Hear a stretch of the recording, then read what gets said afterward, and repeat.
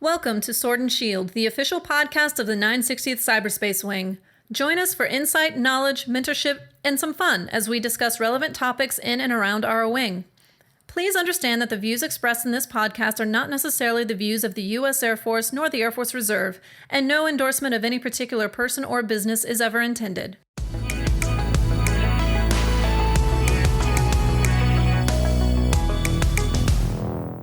Welcome to another episode of the Sword and Shield. I'm Chief Master Sergeant Chris Howard with the 960th Cyberspace Wing, and today with me I have Master Sergeant Amanda Helberg, the Wing Career Advisor for the 433rd Airlift Wing, as well as the 960th Cyberspace Wing. Well, welcome. I appreciate you taking some time to talk to us today, right? So when we talk about airman development and the future of our airmen, the Career Advisor is one of those key positions. I was wondering if you can kind of tell our listeners a little bit about what you do. We provide guidance to airmen. We help them during the selective retention program when they're eligible for reenlistments or extensions. Also, we provide information on retraining opportunities, and we process incentives or entitlements that airmen are eligible for. Okay, awesome. So as a supervisor, what kind of tools can I come to you for? So we have a lot of information on the 433rd Airlift Wing Wing Career Advisor SharePoint site. Okay. We have AFI references, and it's a quick guide for the member as well as supervisor to give direction to individuals, because a lot of time that's what's lacking. They don't know where to go first. Okay. So supervisors can direct their airmen to the SharePoint, as well as supervisors can go there and educate themselves on certain entitlements and processes that the Career Assistance Advisors program works. Okay, so if I'm a brand new supervisor and I have an airman that is approaching their end of term of service, right? And we're in that process of determining whether they're going to reenlist or not. Can you walk me through the process as a supervisor, what I need to do?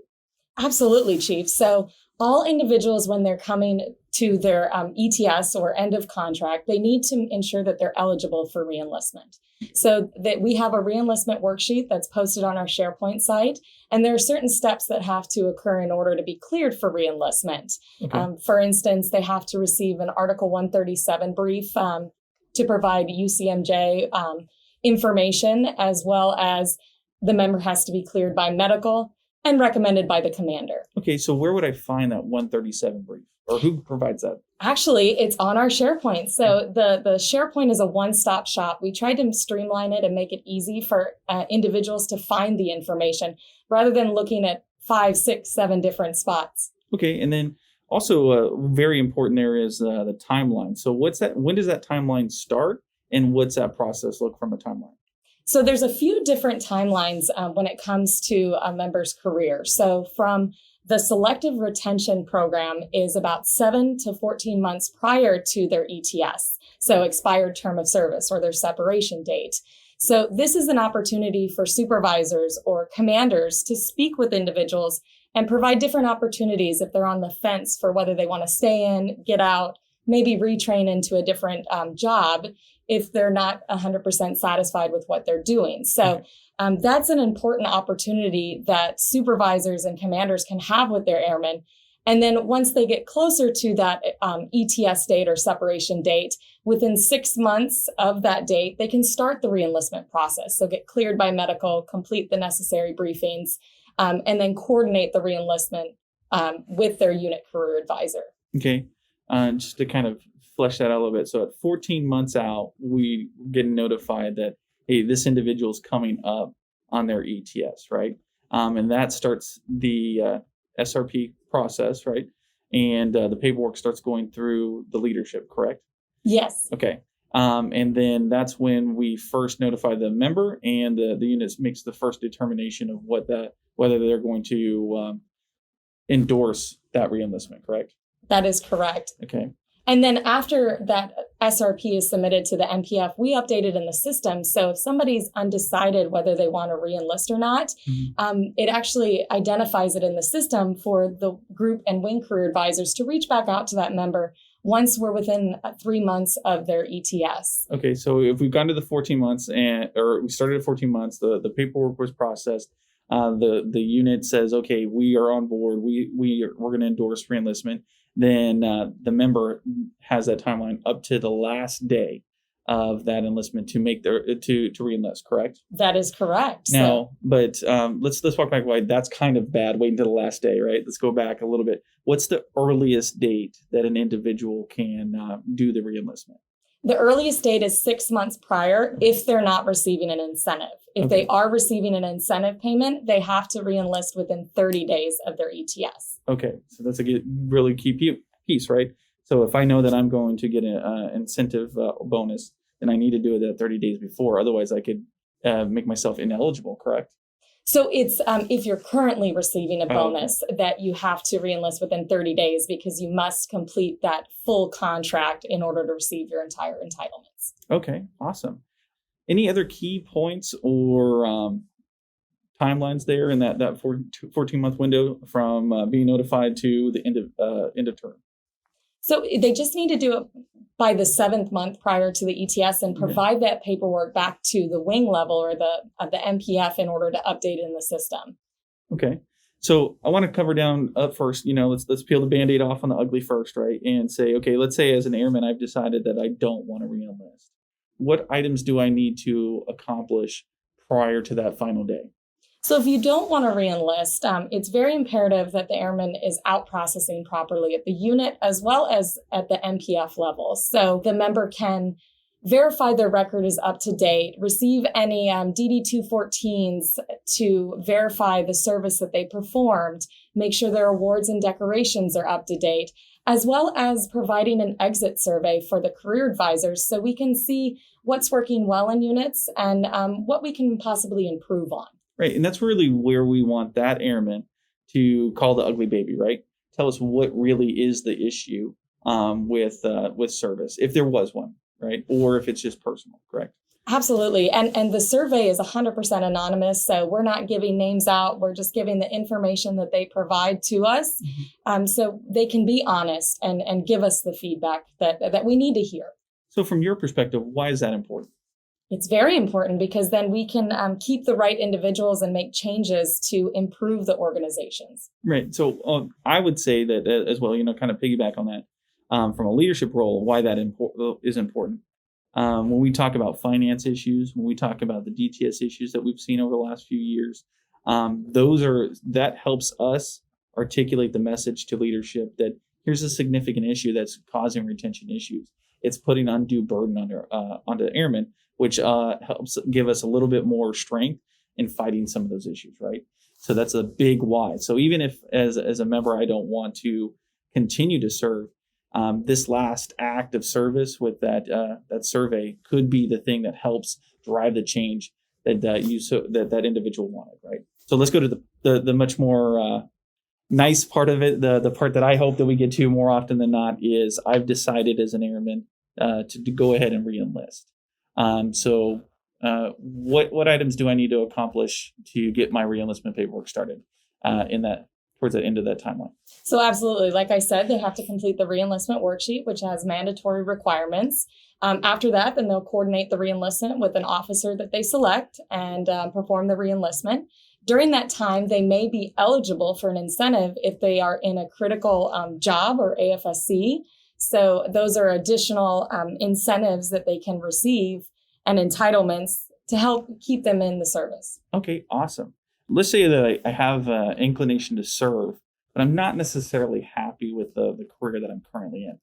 Do I work with you as a career advisor to help myself find other options? Absolutely. That's a great question. So a lot of people think once they're in the reserves, they have to go through a recruiter if they want to change jobs. Okay. They actually come through the career advisors. And at the MPF level, we have multiple offices that help facilitate the retraining action. So first stop can be the career advisors, and then we can direct them to what is required to retrain, possibly look at their record and see what they qualify for as far as jobs and the availability within the wing to help fill vacant positions across the wing. Right. And you're in a unique position, seeing that you support both the 433rd and the 960th.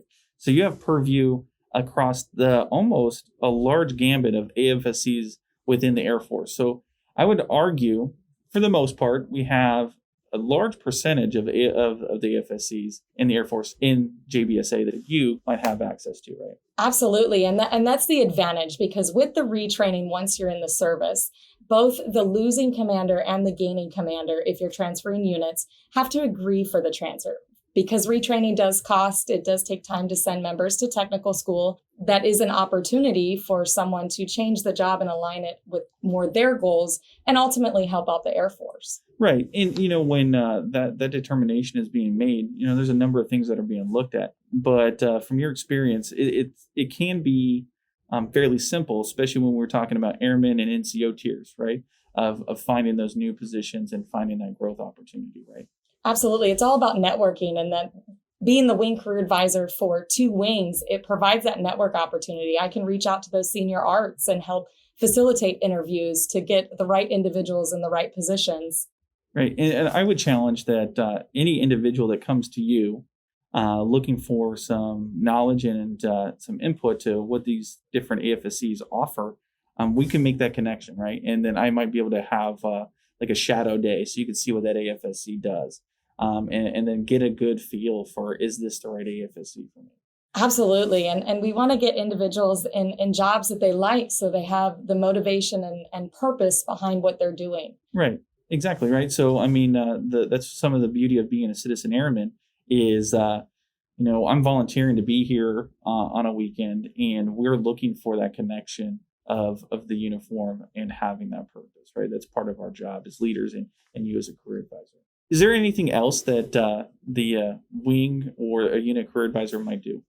Yes, absolutely. So a big thing that the group and wing career advisors handle is the incentive program. Okay. So right now, across both wings, we have over 400 individuals that are currently getting incentives. So each year, AFRC publishes critical jobs that are eligible for incentives. So if somebody wants to retrain into that job, that's an opportunity that they have, as well as it's a retainability tool and retention tool to keep individuals who may get more money on the outside doing the same thing, but get that kind of incentive to keep them in the Air Force and help the mission. So are there just one kind of incentive pays, or there's what kind of incentive pays are out there? There's a lot of incentive pay out there. So officers have different incentives as well as enlisteds. There are different values depending on if you complete a 6-year contract or a 3, 4, 5-year contract. There's different amounts. Right. The 6-year contract, you can get $15,000. 3, 4, or 5-year is $7,500. And the payments are based off of your participation during the drill weekend. So whether you're on an order, long-term orders over the drill weekend, or just performing 1 weekend a month, that's how your payments are prorated. Okay, gotcha.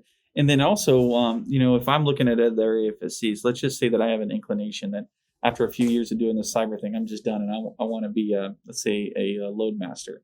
You would have the insight on what that timeline looks like, as well as, what flight pay might look like for time and everything like that, correct? Yes. And in the Career Advisor program, there are a lot of other offices that handle portions of what we do. So we're a resource to kind of direct individuals to the appropriate office that can better answer. Because finance handles a lot of pay things that we do not as the Career Advisor, but we have direct line of contacts with those offices to give the best information to the individuals. Okay.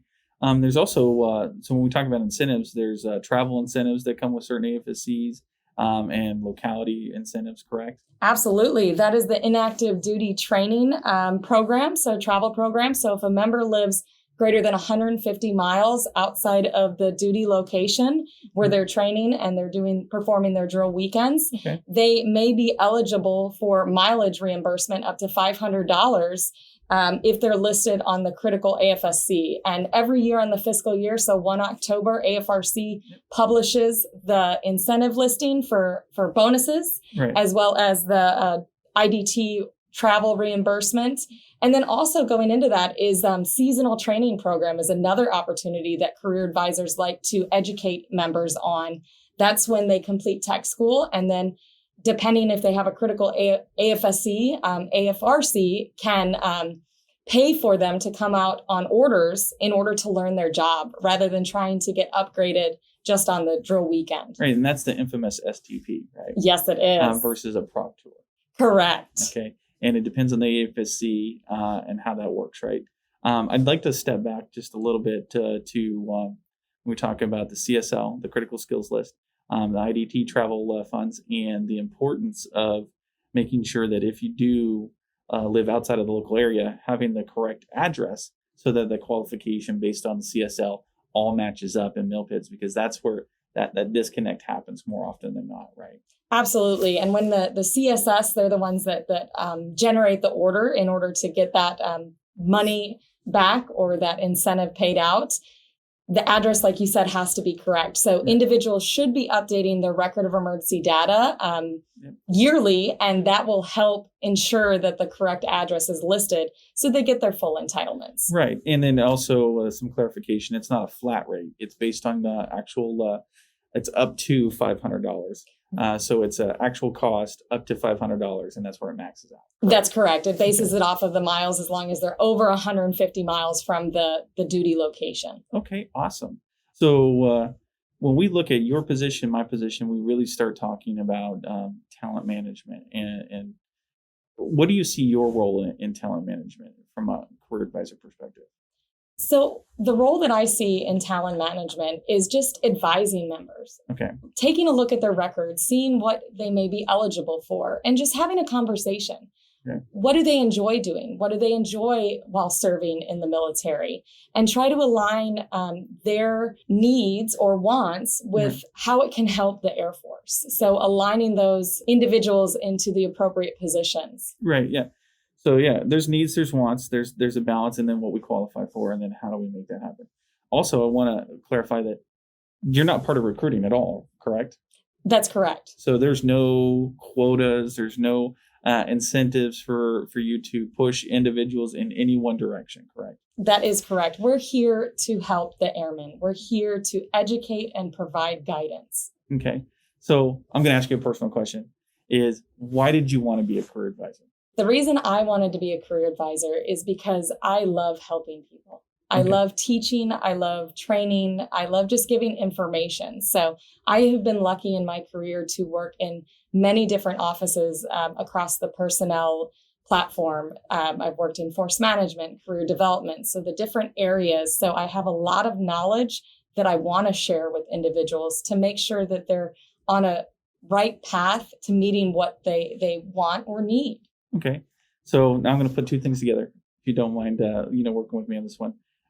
So you've got your passion and you have your experience. What frustrates you with this job? Because I can imagine for me, the frustration to have that love in that position is just underutilization of what you do. So, Chief, I'd say the biggest frustration is trying to get the right message, trying to get it out to the masses and educate people on what we do, because what you don't know, you don't know. Right. And I found that a lot, even with my unit level career advisors and group career advisors. The training that was provided was not necessarily what they needed to succeed in the program. So just getting that information, getting on these podcasts or commander's call to get the information out there and hopefully get people to start listening and asking questions. I hate when somebody comes and they're like, I was due an incentive 2 years ago and they never asked why they haven't received a payment. Right. So those are just things that I think I'm frustrated with, and just ask the questions. Don't be afraid to ask. At the wing level, we're approachable. Right. We've got the group career advisors to help on the UTAs, and then on the UTAs, also the unit career advisors. So individuals have several levels that they can go to for information. Okay, some good points, right? I mean, because the end goal for what we're here at is to find the right fit for our airmen, find what's going to work for them, and match that with the needs of the Air Force, right? And finding that place so that we can get to a good, strong why we put the uniform on, and why do I take this time away from my family and my career to do this on a regular basis, right? And what are your thoughts on that? I completely agree with you, Chief. We want to keep the right people in the right positions, and that's ultimately what we're trying to do to help, like you said, the needs of the Air Force. Okay, awesome. So anything you want to add or that you want to get out to the 433rd and to the 960th Airmen? I just want to close with just thank you for everything that everyone does. Like, it's truly appreciated, the dedication from our airmen and leadership and the support that our career advisors, at least specifically, have received from the 960th. Awesome. Okay, so what I'd like to just say is thank you for all the effort that you put in, right? I know that for a career advisor at the unit, at the group, and the wing, sometimes it just feels like it's a very thankless job, right? A lot of times it gets wrapped up into the administrative portion of, is this piece of paper here? And of course, because of all the different timelines that we talk about, 14 months out, we're putting that out.